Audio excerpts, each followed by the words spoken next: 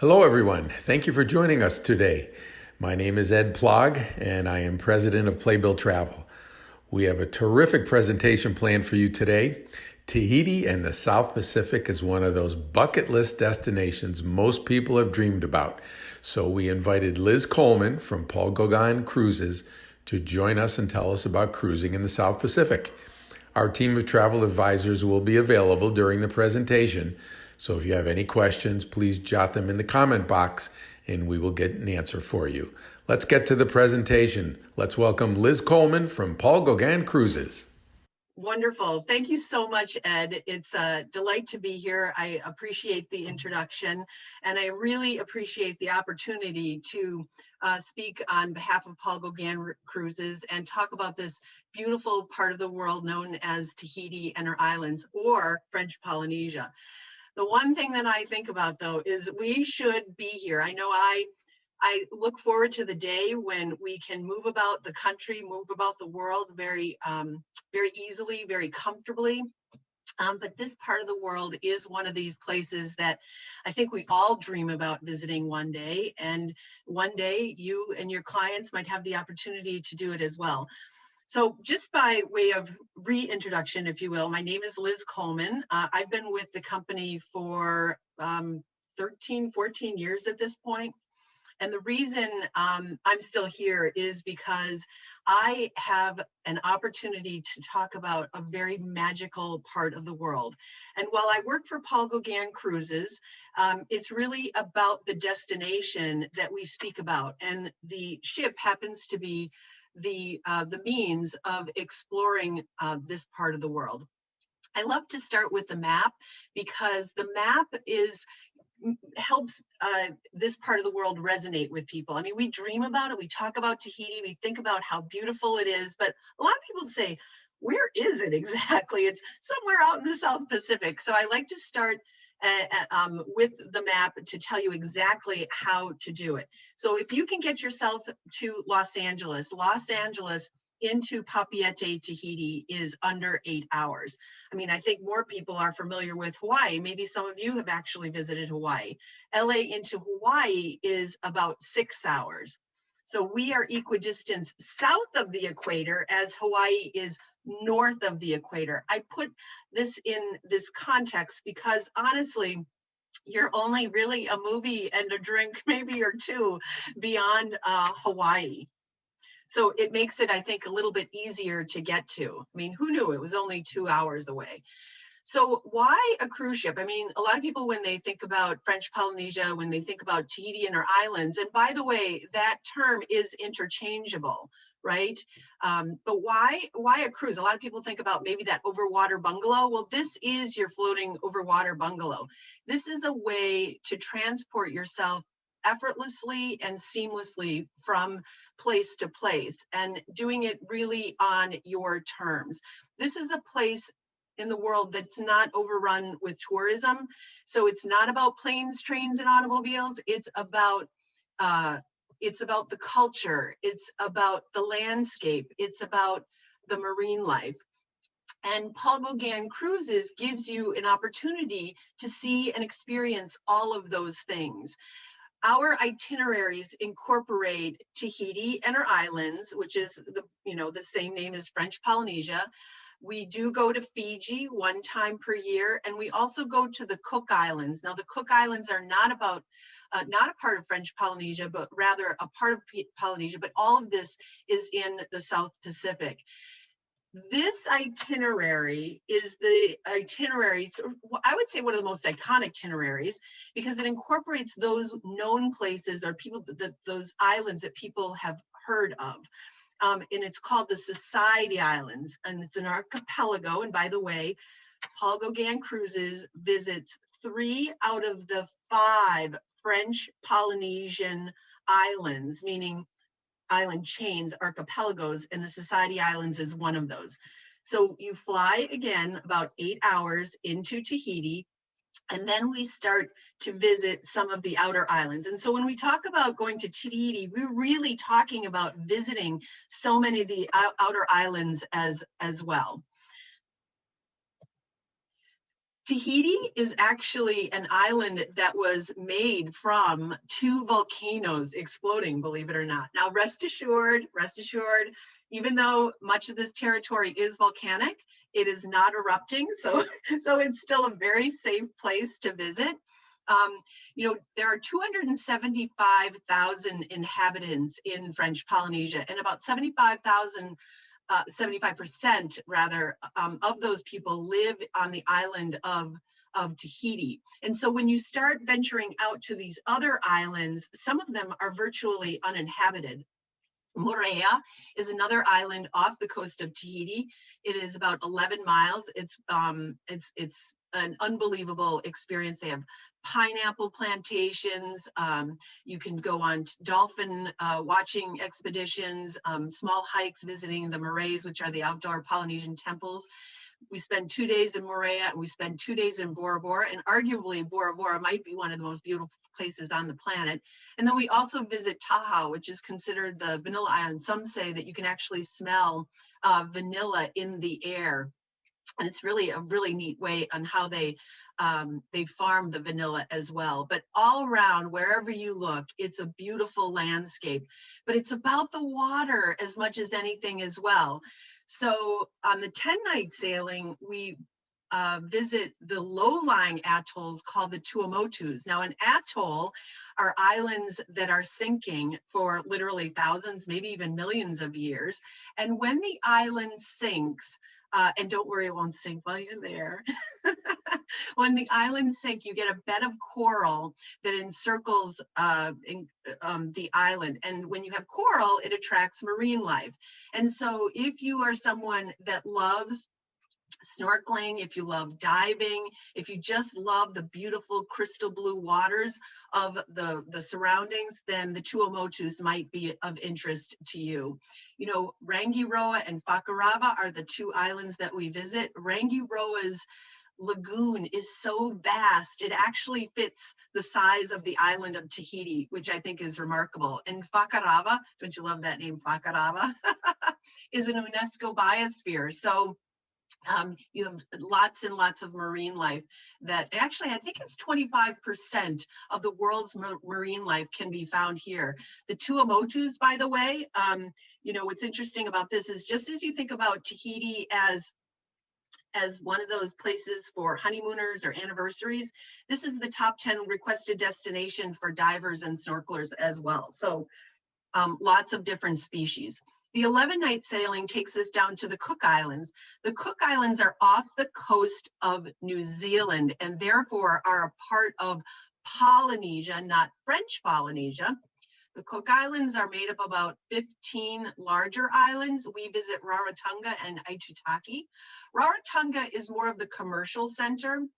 In the interior of Rarotonga, it's jungle clad, and Aitutaki are atolls again. So they're flat, rich again in marine life. I did this sailing a number of years ago, and it is like one of those pinch me moments.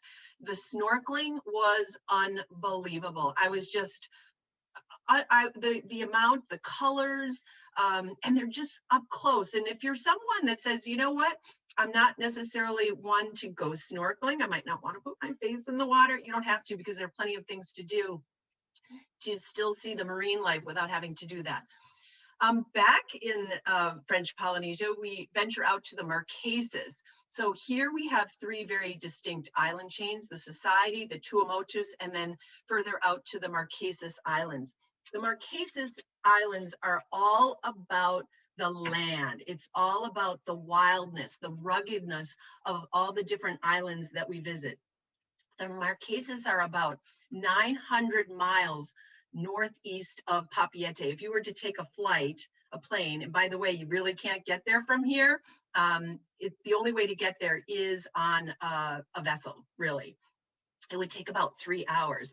It's drier and hotter, has very rugged coastlines as compared to the other islands. Iva Oa is where Paul Gauguin, our namesake, traveled. That's his resting grounds as well. Fatuhiva, has lots of cliffs and ravines. Tauata has only 500 residents. So this is what I mean when I say that some of these places are virtually uninhabited.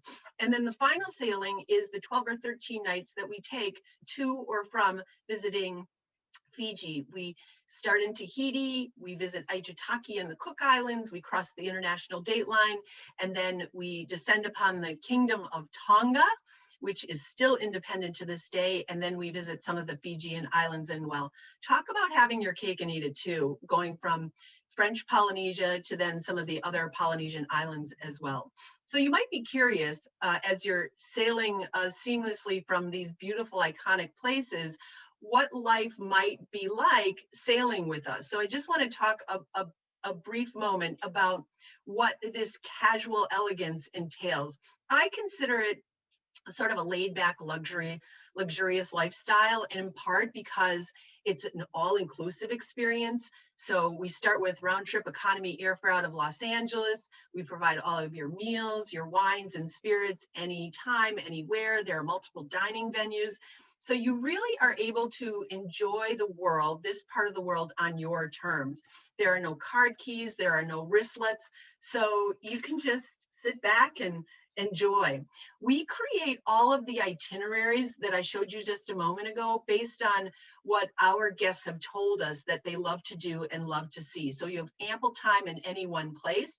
But if you're someone that says, you know what, I've cruised before and I love the elements that a ship has to offer, you have plenty of open space as well. And by the way, this ship only sleeps 330 guests. So it's 165 staterooms, and where the staff to guest ratio is 1 to 1.5. So often they know your name, they know your favorite beverage. And so it's like a family when you get there. If you're a little bit more adventurous and you'd like to try your hand at our water sports marina, you can kayak and paddleboard off the back of the ship. And then we actually bring some of these water toys over to our beach days as well. But when I think about why people travel, I talked about the landscape, I talked about the marine life, but it's the cultural elements that people are drawn to as well. I mean, and especially now, we have been, kind of held captive to our couches for like over a year. And so exploring and learning about people that are different from ourselves, I think is so much of a draw. We have Polynesians who live with us on the ship. They are born and raised in French Polynesia, and by day they're running different activities, pareo time, ukulele lessons, Tahitian dance, among other things. And then by night they're singing and dancing and performing, and that is what this is all about. It is experiencing, it's learning about people that are different than ourselves. We bring on French Polynesian singers and dancers as often as we can. And of course, our own Gauguin and Gauguin are performing for us as well. Travel also is an intellectual experience as much as anything. And so we do have a range of not only static guest hosts that we have on the ship conducting a lecture program, but we also have other additional guests. But we have marine biologists, archaeologists, anthropologists, and then we might have, actually, I had an astrologer on one time. It was wonderful. So unique, so fun to listen to about the influences and the pull of the stars and the moon. But there's also celebrity chefs or winemakers. I mean, the possibilities are endless, and they're sort of iconic. You can actually check out some of our sample guest hosts on our website if you're curious. And then we also have a couple exclusive retreats, which I consider our sort of our beach days. It is about sun and sand as much as it is about the beauty and the marine life. So we incorporate a full beach barbecue day off the island of Taha, which is the vanilla island, and it's called the Motu Mahana. And it is true, they really do serve you drinks in the water, and literally you could paddle up in your kayak and have your thirst quenched, and then you can paddle away. And then we also have another beach day, which I kind of call our no frills beach day. It's off the coast of Bora Bora, and again on a motu. So you might be saying, what is a motu? And motu are these little islands that sort of jet up off the coast of the larger islands. And it's where people, actually the Tahitians as well, find their beach days on these like little mochus. But this one in particular is pretty amazing. This is a PADI certified vessel. So if you are a dive enthusiast, you can actually take a resort dive, or if you're already certified, we run 3 or 4 dives a day. An additional cost is associated with that. And then here are just some more photos of this ship. By the way, the ship was renovated completely earlier this year. So while everybody was resting on their couch, we were in dry dock refurbishing the ship. And so she's going to be, well, she is absolutely beautiful. We also have a spa on board offering a plethora of different treatments. So you might be saying, who else might enjoy this kind of experience? I would say it's anyone and everyone, and it's based on when you're ready to experience it. But certainly it's for special celebrations. And I think this is going to be a time to celebrate when we're all ready to get back out on there, get back out there again. So honeymoons, maybe second honeymoons, maybe anniversaries. We have a Tahitian blessing ceremony that's complimentary, and it is really indicative of what they practice on the islands today. So maybe you should think about rewarding yourself and celebrating how much time you've spent together. We also have a family youth program. So I know that my parents in particular are really missing us and my kids, their grandkids. And so if you're thinking about, trying to reconvene with, the different generations, this is a wonderful opportunity. This program offers kids from 7 to 15 years old an opportunity to really experience and learn about the environment. This program is offered during the summer and the last 2 sailings of the year. And yes, I took my kids a number of years ago. Now, of course, these are older. My kids now are, let's see, how old are they? 15, 17, and 22. So it's a little dated, but they still talk about when they can return. So I mentioned that, this is your floating overwater bungalow, but still people have this interest to maybe do the overwater bungalow as well. And I say, absolutely, you could do it on the front end, you can do it on the back end. And there's actually another opportunity if you don't quite have enough time during your stay, you can actually do it while you're on the ship. Because we spend 2 days in Bora Bora and 2 days in Moorea, you can actually disembark, have that overwater bungalow experience, and then come back and we sail away. So kind of in wrapping all of this up, I think about what this destination is and what it isn't. And these are some words that came to mind around sort of how to articulate what that experience might be. It's luxurious, but it's not, over the top indulgent. It's sophisticated, but not pretentious. Again, I call it like a casual elegance. It's really exclusive. We get as much tourism in 1 year as Hawaii gets in 1 week. So it is exclusive, but you really can get there from here. You really can. It's confident, but it's not overwhelming. As I said, it's authentic, but not too many people. So you can socially distance naturally. It's exciting, it's gracious.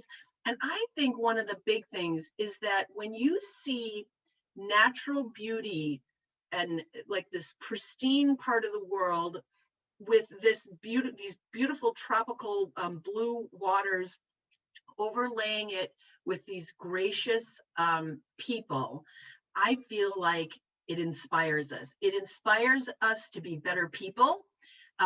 It inspires us to take a step back and appreciate what we have, and then hopefully pay it forward in some capacity. So if in fact you're someone that says, you know what, I'm about ready to think about, or maybe I'm already there, to put a toe in the water, so to speak. And maybe you're someone that says, you know what, I love, this has been on my bucket list. I really do want to learn more about it. You do have an opportunity if you decide to join us. We're offering $100 per person onboard credit. that can be used to offset maybe the spa or ashore excursions. All you need to do is call Ed and he can tell you more about it. And then these are some of my favorite pictures. I've been there probably 7, 8 times. I probably have to look at my passport, and I'm ready to go back again and do it all over again. So that basically wraps up our presentation. I just want to again thank Ed for giving Paul Gauguin Cruises this opportunity to talk about one of my most favorite parts of the world, one of my most favorite experiences that I've had. And I absolutely am humbled by the fact that I get to do this and talk to you about it as well. So with that, I will say maruru and thank you to Ed and his team. Thank you, Liz. I hope those of you watching found this destination and cruise as fascinating as I did. If so, there are plenty of vacation options available for you and good pricing too. Ask your travel advisor to get you some information. Finally, please keep in mind that Playbill Travel is a full-service travel agency. Our travel advisors can help you plan a wide variety of escorted and customized vacations and cruises. Also, we are a subsidiary of Playbill, the theater magazine, and because of our strong affiliation with Broadway, we offer a series of Broadway cruises featuring performances each night by top Broadway stars. Ask your travel advisor for more information. I hope you enjoyed our presentation. Please follow us for more information on future presentations. The next